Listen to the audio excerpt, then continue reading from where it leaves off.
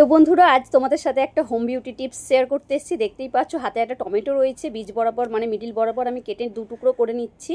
করে নেওয়ার পরে একটু ভালো করে টমেটোটা আমি একটুখানি আর একটু কাট করে নিচ্ছি যাতে জুসটা ঠিকমতো বেরোয় আর কি।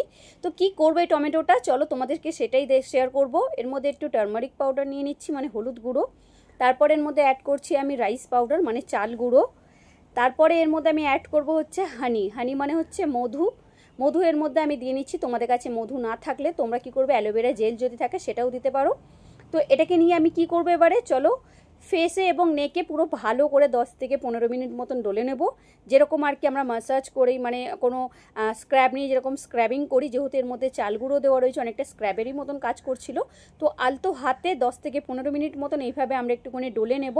ভিডিওটা যেহেতু রানিং করে দিয়েছি তাই মনে হচ্ছে অনেক প্রেশার দিয়ে ডলছি, একদমই নয়, আলতো হাতে ডলে নেব যেহেতু এর মধ্যে চাল গুঁড়ো রয়েছে। চাল গুঁড়ো না থাকলে তোমাদের কাছে তোমরা কফিও অ্যাড করে নিয়ে তোমরা ব্যবহার করতে পারো এইভাবে। তো এবার হয়তো ভাবছো যে এই সব ইনগ্রিডিয়েন্টসগুলো দিয়ে যদি এইরকম মানে ফেসে আর নেকে যদি আমাদের স্কিনের মধ্যে যদি ব্যবহার করি কি করবে আর কি। তো চলো সেগুলোই তোমাদেরকে একটু ক্লিয়ার করে দিই। প্রথমেই আসি চাল গুঁড়ো কিন্তু আমাদের এক্সেস অয়েলকে অ্যাবজর্ব করতে হেল্প করে আমাদের ত্বকের দারুণভাবে। কিন্তু সান থেকে যে ড্যামেজ হয়ে যায় আমাদের ত্বক, যেরকম ধরো সানট্যান পড়ে গেছে, সান থেকে যে কোনো ধরনের যে আমাদের স্কিন ড্যামেজ হয়ে যায় সেগুলোকে ঠিক করতে হেল্প করে চাল গুঁড়ো, এবং স্কিনকে কিন্তু ব্রাইটিংও করতে হেল্প করে চাল গুঁড়ো। টমেটো কি করবে, টমেটো কিন্তু অতিরিক্ত তেলকে কমাতে সাহায্য করবে, ছিদ্রকে শক্ত করতে সাহায্য করবে এবং মৃত ত্বককে বের করতে হেল্প করবে। মানে ধরো আমাদের স্কিনের থেকে কিন্তু ডেড স্কিনকে রিমুভ করতে হেল্প করবে, পোর্স যে থাকে সেই পোর্সকে টাইট করতে হেল্প করবে হচ্ছে টমেটো। এবার আসি হলুদ কিন্তু অ্যান্টিব্যাকটেরিয়ালের গুণাবলী রয়েছে হলুদের মধ্যে।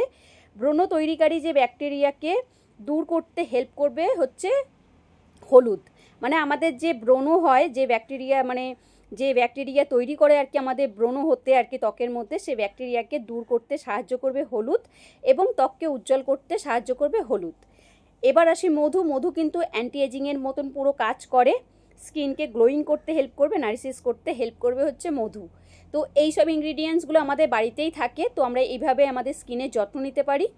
সপ্তাহে যদি 2 থেকে 3 দিন যদি আমরা এইভাবে যদি আমরা আমাদের ত্বকের যত্ন নিই আর কি, স্কিন কেয়ার করি, তো দারুণ রেজাল্ট পাওয়া যাবে। দেখো টমেটোগুলো কীভাবে মানে একদম পুরো হয়ে গেছে। তো 10 থেকে 15 মিনিট মতন আমি ভালো করে ডলে নিয়েছি। তোমরা এইভাবে বাড়িতে অবশ্যই করে দেখো, দারুণভাবে কিন্তু হেল্প করবে আর কি, দারুণভাবে তোমরা দারুণ রেজাল্ট পাবে, যার জন্যই আমি তোমাদের সাথে এই ভিডিওটা শেয়ার করছি।